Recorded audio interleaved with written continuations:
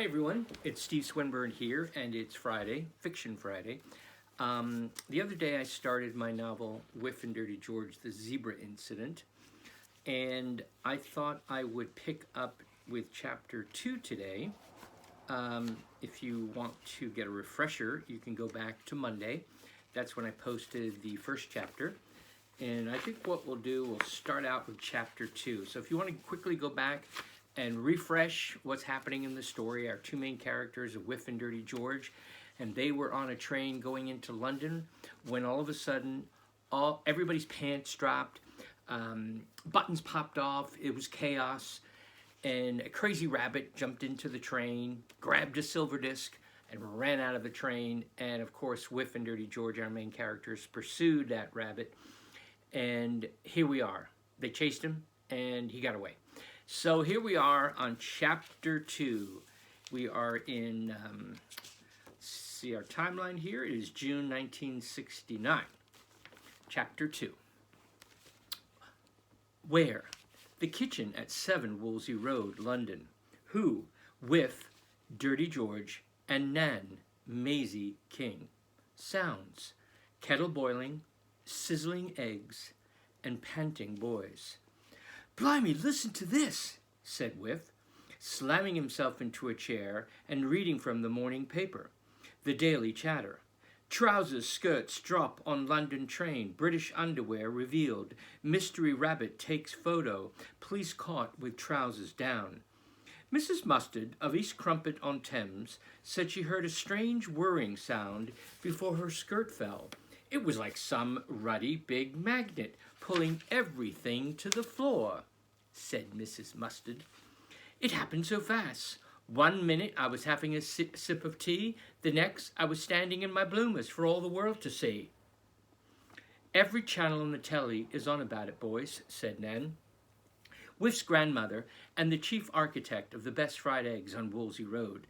Some nutters invented a gadget that makes trousers fall and buttons pop. Blimey, said Wiff. Crikey, said Dirty George. Here are some nice eggs and chips. Nan was Wiff's only family. He remembered nothing about his parents. Nan said they died on vacation when he was just a baby. She had looked after him ever since. Nan and Wiff lived at 7 Wolsey Road in North London, and at 9 Wolsey Road lived Dirty George. Wiff loved number 7's kitchen almost as much as he loved his clubhouse digs. When Nan fried eggs and boiled the kettle for tea, the tiny room turned as cozy as an oven. William, everyone called him Wiff, King, was 12 years old. Wiff's best friend, George, everyone called him Dirty George, Potts, was 12 too. The boys looked like any other boys their age. Wiff had a shock of shaggy, dirty blonde hair, blue eyes, long legs, and nose freckles. A single sprig of a cowlick poked above his head. Wiff's face was open and rosy. His friend's countenance was brooding and pale. Dirty George had a thin build, long dark hair, thoughtful eyes, and a shy mouth. And like any other two boys at the end of the school year, they were giddy about the long summer days ahead. I've made your tea extra strong, dear. Ta, Nan. Cheers, said Dirty George. Dirty George elbowed Wiff. Wiff hesitated. Dirty George nudged him again. Nan, we've got something to tell you. We didn't say anything yesterday because we didn't want to worry you, said Wiff, fiddling with the tablecloth. He could invent tales for anyone, but couldn't stand it if he didn't tell Nan the whole truth. We were on the train yesterday coming back from the zoo where we took Worm for a checkup. We stopped at Paddington Station and that thing went off. The 7:25 into Paddington Station? Asked Nan. Yes, said Wiff. On track 10? Nan inquired. Yes, Nan. Cool, said Nan. That's an Edison 627 diesel, built in 1938 in Sheffield. She pulls 22 passenger cars, 5 freight cars, and... Nan, said Wiff. She's 7-ton and capable of 77 miles per hour, while... Nan! Oh, sorry, love, said Nan. You know me. Get me going on trains and I don't stop. Right. You were on the 7:25 into Paddington and something went off. Blimey, are you all right? We're okay, we're okay. We chased after the bloke who did it. He was dressed as a rabbit. Wiff proceeded to tell Nan how he and Dirty George had caught up with the man and how the rabbit had threatened them. He left out about the part about the knife-like teeth. Did you say he was dressed in a rabbit suit? Nan's head leaned in, and Wiff noticed she was trying to absorb this particular bit of information. Yes, Nan, a rabbit suit, Wiff replied. She mumbled distractedly, cradling Walrus and stroking the cat as she were intent on removing the fur. Nan straightened up, scooted Walrus to the floor, and looked both boys in the eyes. You two will be the death of me. Don't worry, Nan, said Wiff. We're the fastest runners in school. Yeah, like the wind, said Dirty George. Wiff peered at Nan, wringing the dry dish towel as if she were hoping to squeeze water from it. She stepped up to the sink and finished the dishes. I hope I haven't said something to upset her, Wiff thought. I'm glad I didn't mention that bloke's teeth. Nan's house was a railroad museum. Train memorabilia covered every inch of the wall. Her passion for trains began as a little girl when her father took the family on exotic journeys by rail. Her train adventures enthralled Wiff. Midnight bandits on a crossing through India, steaming locomotives through snowy mountain passes in Austria, going to sleep in Switzerland and waking up in Italy. Nan never tired of telling train tales, and Wiff never tired of listening. Nan's official double-sided train station clock, which was presented to her by the British Rail when she retired as an engineer, struck 7 a.m. Dirty George wolfed down his second helping of eggs and chips. The telly in the corner droned on with stories of eyewitnesses from the Paddington train. Wiff dragged out a piece of rope and tied a clove hitch around the leg of the table. Tying knots helped him focus when thoughts were going off in his head like fireworks. Nan, I was just thinking, said Wiff. We were the only ones to see that rabbit bloke, the guy who made that gadget. We know what he looks like. Go on, love, said Nan. Well, we could go to the police and have one of those artists draw a picture like they do in the movies, and then they would make copies and send the pictures to everyone, and then they could catch him, said Wiff, in one breath, as if stopping for a pause would invite doubt. Come on, Wiff, that's daft, said Dirty George. There must be hundreds of blokes in London walking around with scruffy hair and nasty scars. Besides, I bet you he's not the one who made that gadget. Bet you he is, said Wiff. Bet you he's not, said Dirty George. Bet you... Boys, boys. Nan threw the dish towel over her shoulder and plunked down between them. Maybe you're both right.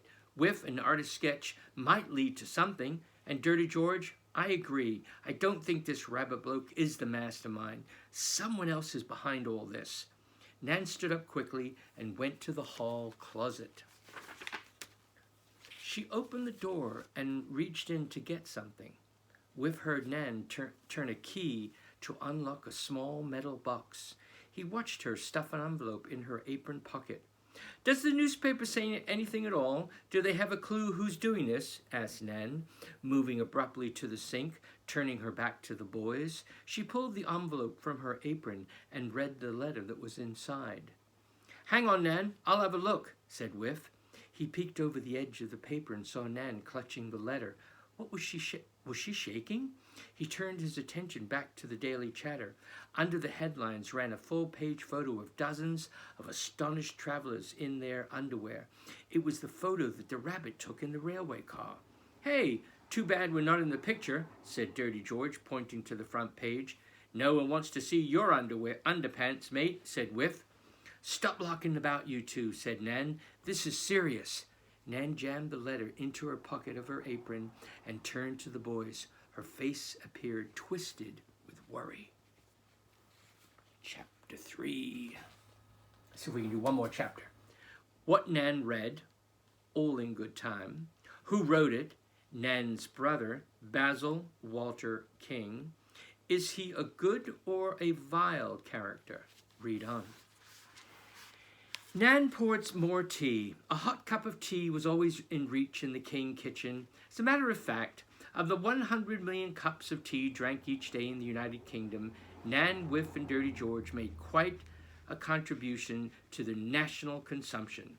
Cool, look at the time, said Nan, springing up and gulping the last drop. They've asked me if I want to watch while they inspect some new Cacaldi diesels at Paddington Station this morning.